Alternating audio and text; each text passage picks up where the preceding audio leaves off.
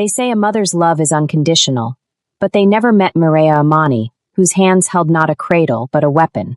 In a rain-slicked alley behind a Korean grocery store, where neon signs bled red and blue across cracked pavement, 20-year-old Zuri knelt with her arms crossed over her chest, shoulders hunched against more than just the cold.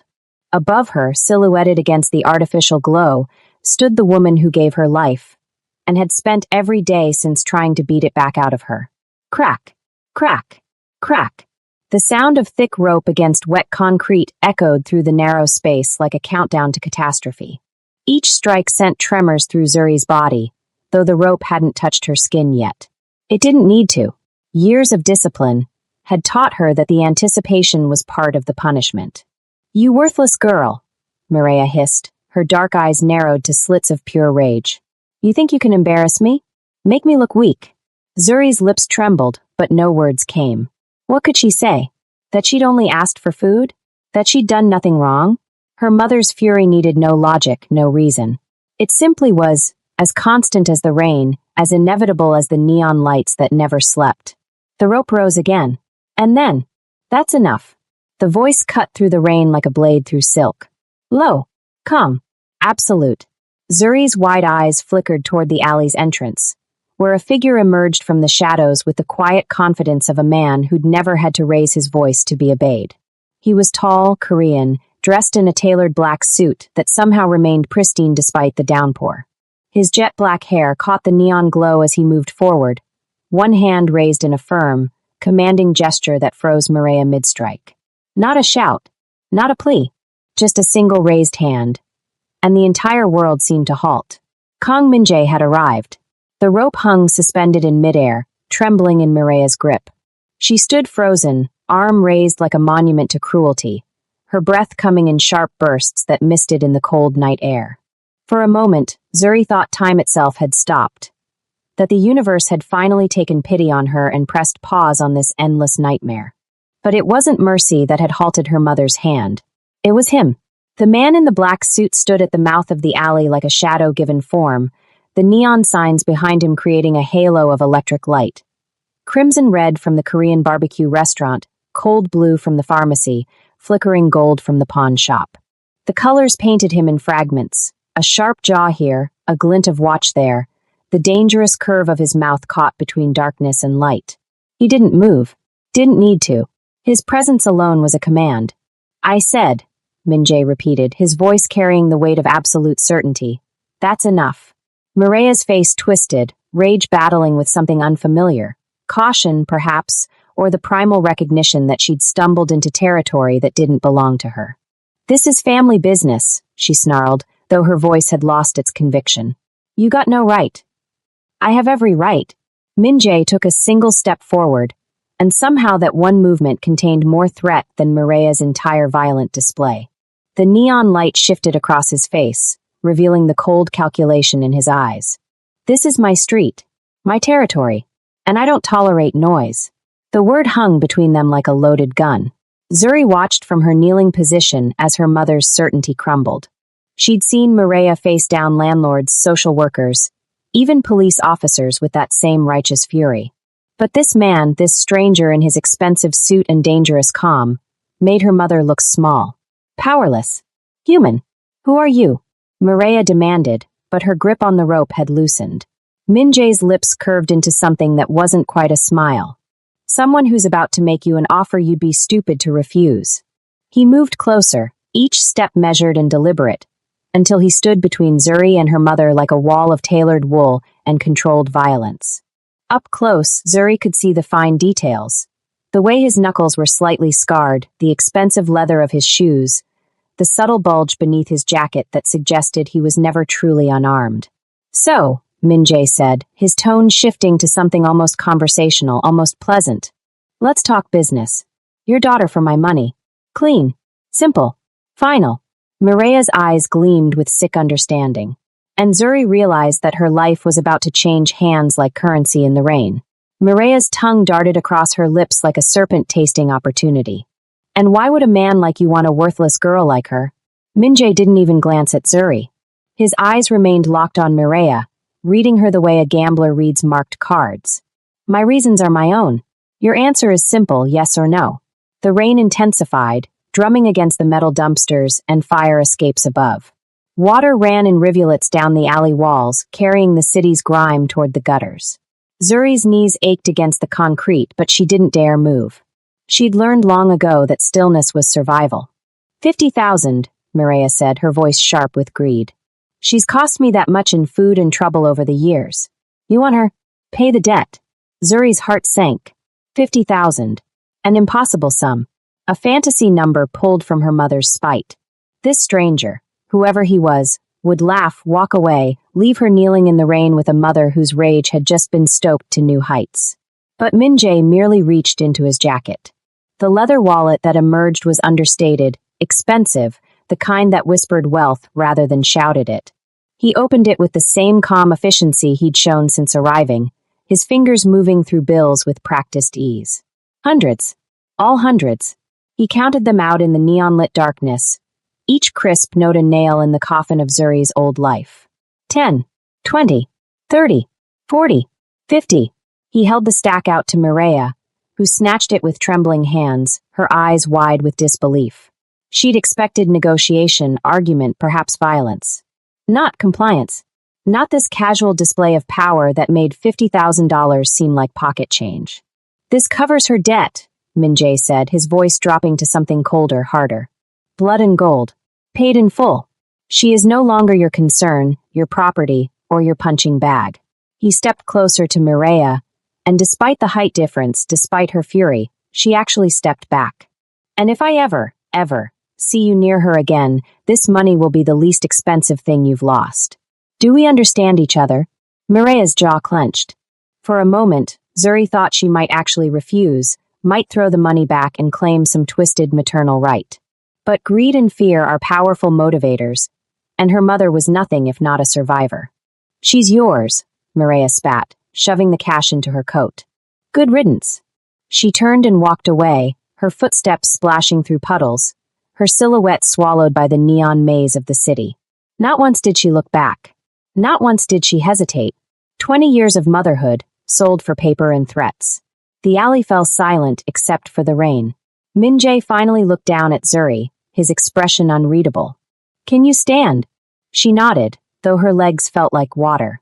Then stand, he said quietly. You don't kneel anymore. Not for anyone. The penthouse occupied the top 3 floors of a glass tower that pierced the city's smog-choked sky like a shard of ice. Zuri stood in the marble entryway, dripping rainwater onto floors so polished she could see her reflection. A trembling, bedraggled ghost of a girl who didn't belong in a place where even the air smelled expensive. Crystal chandeliers hung overhead like frozen starlight. Floor-to-ceiling windows revealed the city sprawled below, a glittering web of lights and shadows that seemed both beautiful and threatening. This way. Min-jae's voice cut through her awe. He'd shed his wet jacket, revealing a crisp white shirt that somehow made him look more dangerous, not less. He moved through the space with the ease of a king in his castle, expecting her to follow. She did, her worn shoes squeaking against the marble. He led her through a corridor lined with dark wood panels and abstract art that probably cost more than her mother's entire apartment building. Past a living room filled with leather furniture. Past a kitchen gleaming with steel and granite. Until finally he stopped at a door. Yours, he said simply, pushing it open. The bedroom beyond was larger than any space Zuri had ever inhabited. A massive bed dominated the center, dressed in charcoal linens that looked untouched. A private bathroom. A closet. Windows that offered a dizzying view of the neon sprawl below. And on the nightstand, a covered plate still steaming. Eat, Min-jae said. Then shower. There are clothes in the closet. Sleep if you can. He paused at the doorway, his hand on the frame. The lock works from the inside. Use it if it makes you feel safer. Zuri stared at him, searching for the trap, the catch, the hidden cruelty. But his expression remained neutral, almost businesslike. Why? The word escaped before she could stop it. Why what? Why give me a lock? Why tell me to use it? Something flickered across his face, recognition maybe or understanding. Because you've spent your whole life in cages you couldn't escape. This one, at least, you can control. He turned to leave, then stopped. Tomorrow we'll discuss the rules. Tonight, just rest. The door closed softly behind him. Zuri stood alone in the velvet cage, listening to the silence. A silence without screaming, without threats, without the sound of rope against flesh. Slowly, carefully, she approached the nightstand and lifted the cover from the plate. Rice, grilled meat, vegetables seasoned with sesame and garlic. A small bowl of soup that smelled like home, though not the home she'd known, some other, better version that existed only in dreams. Her hands shook as she picked up the chopsticks. Hey, quick question. Where are you watching from? What time is it where you are? Drop a comment below and let me know. And if you're invested in Zuri's story, hit that subscribe button and like this video so we can get this story to a wider audience. Your support means everything. Now, back to the story. The doctor arrived at dawn, carrying a leather medical bag and an expression of professional detachment that Zuri recognized immediately. The look of someone who'd seen too much to be shocked by anything. I'm Dr. Kim, the woman said in accented but fluent English, setting her bag on the bed. She was middle-aged, elegant, with silver streaking through her black hair. Mr. Kong asked me to examine you. May I? Zuri nodded, her body tense despite the soft mattress beneath her. She'd spent the night alternating between fitful sleep and staring at the locked door, half expecting it to burst open, half expecting this entire strange reality to dissolve like smoke. Dr. Kim worked in silence, her gloved hands gentle but thorough. She documented each bruise, each half-healed welt, each scar that mapped years of Maria's discipline across Zuri's skin. The doctor's face remained neutral, but her jaw tightened with each new discovery. Some of these are old, Dr. Kim murmured, applying antiseptic to a particularly nasty mark on Zuri's shoulder blade. Months old. Years even. Yes, Zuri whispered. And no one helped you? The question hung in the air like an accusation against the entire world. Zuri didn't answer. What was there to say? That neighbors had heard and ignored? That teachers had seen and looked away? That the system designed to protect her had filed her case under family matter? And moved on? Dr. Kim finished her examination and began packing her supplies. The physical wounds will heal. The rest. She paused, meeting Zuri's eyes. The rest takes time. Be patient with yourself. A knock at the door interrupted them. Come in, Dr. Kim called. Min-jae entered, and Zuri noticed he'd changed into dark slacks and a simple black shirt, his hair still damp from a shower. He carried a small tray, steam rising from a ceramic cup. How is she? He asked the doctor. She'll recover. I've left instructions for wound care and pain medication. Dr. Kim glanced at Zuri, then back to Min-jae. She needs rest. And patience. Understood. Min-jae nodded, dismissing the doctor with the same quiet authority he wielded over everything else. When they were alone, he approached the bed and set the tray on the nightstand. The scent hit Zuri immediately, familiar, impossible home. Rooibos tea. Red bush tea. The earthy, slightly sweet smell of the only comfort she'd known in childhood, before everything turned dark. You're East African, Min-jae said, not quite a question. I did some research. Thought you might. He gestured vaguely at the cup, and there, just there, was the first crack in his armor. Uncertainty. The awkwardness of a man who commanded empires, but didn't know how to comfort a broken girl. Zuri's throat tightened. Thank you. He nodded, already turning to leave. Mr. Kong. He paused at the door. Why are you doing this? Min-jae was quiet, his back still turned. When he finally spoke, his voice was barely above a whisper. Because someone should have done it a long time ago. Then he was gone, leaving Zuri alone with her scars and the tea that tasted like mercy. 3 days passed before Zuri left her room voluntarily. She'd spent the time healing, eating the meals that appeared outside her door like clockwork, and watching the city pulse below her window. The penthouse felt less like a cage and more like a fortress, isolating, yes, but safe in a way she'd never experienced. Still, curiosity eventually overrode caution. That's how she found herself wandering the corridor outside Min-jae's office, drawn by the murmur of voices speaking rapid Korean. Shipment arrives Tuesday. The docks, Pier 17. The door stood slightly ajar. Zuri knew she shouldn't look. Knew that witnessing whatever happened behind that door could shatter the fragile peace she'd found. But her feet carried her forward anyway, and she peered through the gap. Min-jae sat behind a massive desk of dark wood, his posture relaxed but his presence commanding the room. Around him stood 5 men, all Korean, all wearing variations of expensive suits and dangerous expressions. They weren't discussing business in the conventional sense. This was strategy, territory, power. The Zhao family thinks they can move product through our district without tribute, one man said, his tone sharp with anger. We should send a message. No. Min Jae's single word cut through the suggestion like a blade. We send accountants, not soldiers. Calculate what they owe. Present the bill. Give them 24 hours to pay. And if they refuse, then we remind them why this city belongs to those who honor their debts. Min Jae leaned forward, his eyes hard as obsidian. But we do it cleanly.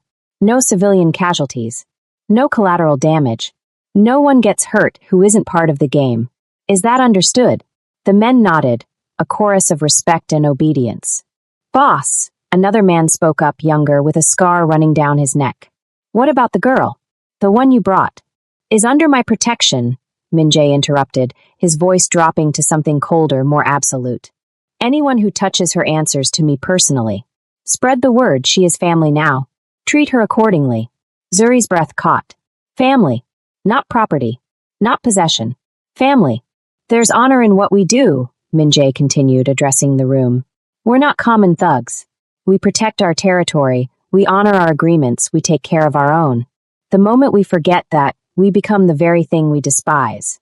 He stood, and every man in the room straightened instinctively. This empire was built on blood and loyalty. Let's not disgrace either. The meeting dissolved, men filing out with bows and murmured acknowledgments. Zuri pressed herself against the wall, heart pounding, as they passed without noticing her. When silence returned, she understood something fundamental had shifted in her perception. Min Jae wasn't a savior.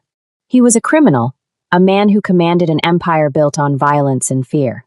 But he ruled with a code, and in a world that had shown her nothing but chaos and cruelty, that code felt like the closest thing to justice she'd ever known. Zuri found the blueprints by accident. She'd been exploring the penthouse during one of Min Jae's absences, her bare feet silent against the hardwood floors. The space was a labyrinth of luxury, rooms that seemed to serve no purpose except to exist, hallways that curved unexpectedly, doors that led to spaces within spaces. A fortress disguised as a home. The library was her favorite discovery, floor-to-ceiling shelves filled with books in Korean, English, and languages she couldn't identify. Leather-bound volumes on philosophy sat beside modern thrillers. Business texts neighbored poetry. It was the room of someone who consumed knowledge like other men consumed alcohol. She was reaching for a book on architecture when her fingers brushed against something that didn't belong. A folder, thin and unmarked, wedged between two heavy volumes. Curiosity won over caution. She pulled it free and opened it on the mahogany reading table. Blueprints. Architectural drawings rendered in precise blue lines against white paper. But these weren't decorative. They were functional, detailed, marked with annotations in both Korean and English. Floor plans for all 3 levels of the penthouse. Electrical systems, ventilation shafts, emergency exits, and hidden passages. Zuri's finger traced a line that ran behind the master bedroom wall, a narrow corridor that didn't appear on the main floor plan. Another passage connected the kitchen to what looked like a panic room. A third ran vertically through all 3 floors, accessible through a bookshelf in this very library. Her pulse quickened. This wasn't just a home. It was a fortress with secrets, with escape routes and hiding places built into its bones. Min Jae had designed it, or commissioned it, to be impenetrable from the outside but navigable from within for those who knew its secrets. She spent the next hour memorizing the way the ventilation system connected each room, the locations of the hidden doors, the emergency stairwell that bypassed the main elevator. She traced the lines with her fingers until they burned into her memory, until she could close her eyes and see the penthouse's skeleton beneath its polished skin. Interesting reading? Zuri spun around, heart hammering. Min Jae stood in the doorway, leaning against the frame with his arms crossed. His expression was unreadable, but there was something in his eyes, not anger but curiosity. Assessment. I'm sorry, Zuri stammered, moving to close the folder. I didn't mean to. Keep it. She froze. Keep it, Min Jae repeated, pushing off the doorframe and walking toward her. Study it. Learn every passage, every exit, every blind spot. He stopped beside the table, looking down at the blueprints with something almost like approval. In my world, knowledge is survival. And you live in my world now. He tapped the folder with one finger. Know the veins of your home, Zuri. You never know when you'll need to disappear. Then he walked away, leaving her alone with the map to her gilded fortress. And the growing realization that Min-jae was teaching her not just to survive, but to fight. The call came on a Thursday afternoon, 2 weeks after the rain-soaked alley. Zuri was in the kitchen learning to brew proper Korean tea from Min-jae's housekeeper, Mrs. Choi, when one of the guards, a broad-shouldered man named Jae-sung, appeared in the doorway. "Miss Amani," he said, his English carefully pronounced. "You have a visitor downstairs. Your mother." The teacup slipped from Zuri's fingers, shattering against the granite counter. Mrs. Choi muttered something in Korean and reached for a towel, but Zuri barely noticed. Her entire body had gone cold, her breath shallow, her vision narrowing to a pinpoint. "Maria, here." The nightmare reaching across the glass and steel to drag her back into darkness. "Mr. Kong said you don't have to see her," Jae-sung continued, his voice gentle despite his intimidating frame. "We can send her away. Your choice." Zuri's hands trembled.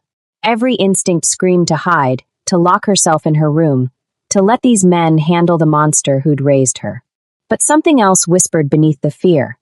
Something newer, sharper, born from studying blueprints and watching Min-jae command his empire. "No," Zuri heard herself say. "I'll see her." Jae-sung nodded, respect flickering across his face. "We'll be right there with you." The lobby was all marble and intimidation, designed to make visitors feel small. Mireya stood in the center like a stain on polished stone, her cheap coat and scuffed shoes incongruous against the luxury. But her eyes, those eyes still burned with the same venomous rage Zuri had known her entire life. "There she is," Mireya sneered as Zuri emerged from the elevator, flanked by 2 guards. "Living like a queen while I'm struggling to pay rent." Zuri said nothing, just stood there, shoulders straight, no longer hunched in submission. "That man gave you 50,000, Mireya continued, her voice rising. "I know you got more up there. Jewelry, cash, whatever he's giving you for spreading your—" "Careful." Jae-sung's voice was quiet but absolute. "Finish that sentence, and you leave in an ambulance."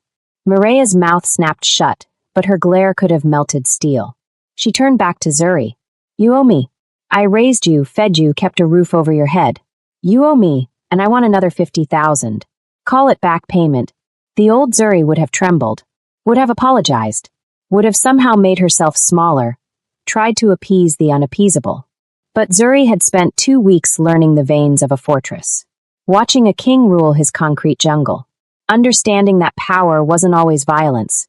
Sometimes it was simply refusing to break. She looked her mother in the eye without flinching.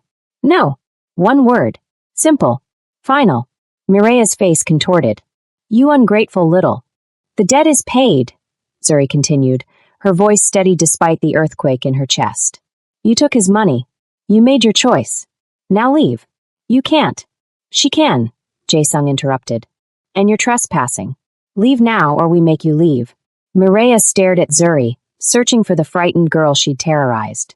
But that girl was gone, buried beneath blueprints and rooibos tea and the quiet certainty that she didn't kneel anymore. Not for anyone. Mireya spat on the marble and stormed out, her curses echoing off glass walls. Zuri stood tall, watching her disappear, and didn't shed a single tear. The restaurant occupied the top floor of a building that overlooked the harbor, where ships moved like glowing insects across black water.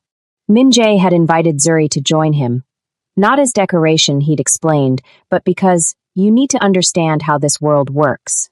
She wore a dress Mrs. Choi had selected, deep emerald that complemented her skin, simple but elegant. Her braids had been redone, pulled back to reveal the face she was slowly learning to claim as her own. The private dining room held 8 people.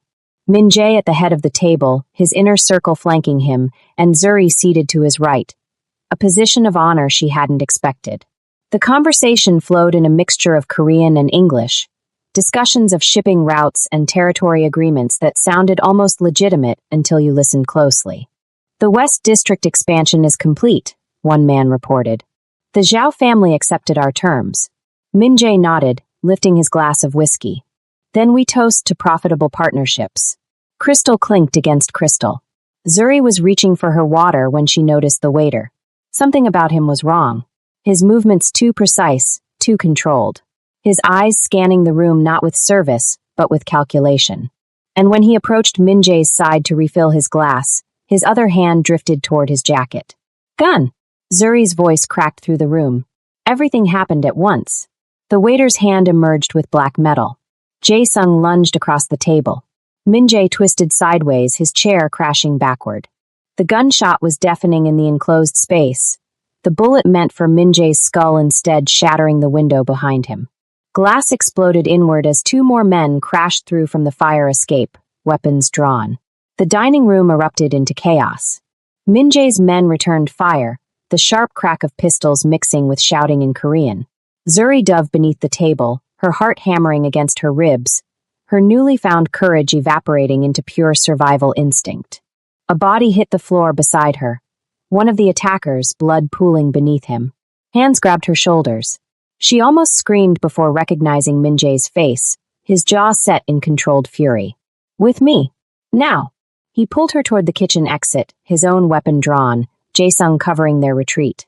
Behind them, the firefight continued, the elegant restaurant transforming into a war zone. They burst through the kitchen doors into a service corridor, fluorescent lights flickering overhead. Min-jae checked the hallway, his breathing controlled despite the adrenaline, then looked at Zuri. "You saved my life," he said quietly. She was shaking, her dress spotted with someone else's blood, her ears ringing from gunfire. "I just saw. You saw what my own men missed." He gripped her shoulder, his eyes intense. "That instinct, that awareness, don't ever lose it." Sirens wailed in the distance. Min-jae's expression hardened. "The war has started, and you're in it now, whether we want it or not." Blood had been spilled. And in Min-jae's world, blood always demanded an answer. The attack came at 2:47 a.m. Zuri woke to darkness.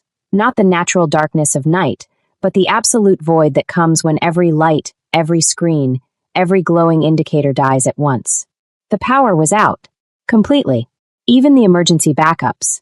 Then she heard the gunfire. Muffled pops from somewhere below, followed by shouting in Korean.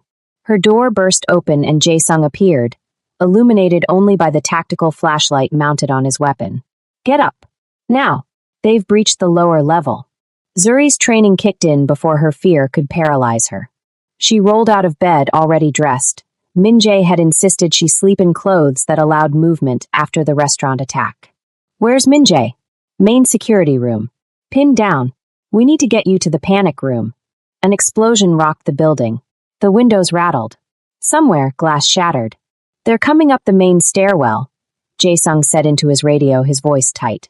"Elevator shaft 2. We're cut off." Zuri's mind flashed to the blueprints. The hidden passages. The veins of the fortress she'd memorized. "The ventilation shaft," she said. "Behind the library bookshelf. It runs all 3 floors." Jae-sung stared at her. "How do you?" "I know this place. Every passage, every exit." She grabbed his arm. "I can get to Min-jae." "Where exactly is he?" "Northwest corner, 2nd floor. Security hub."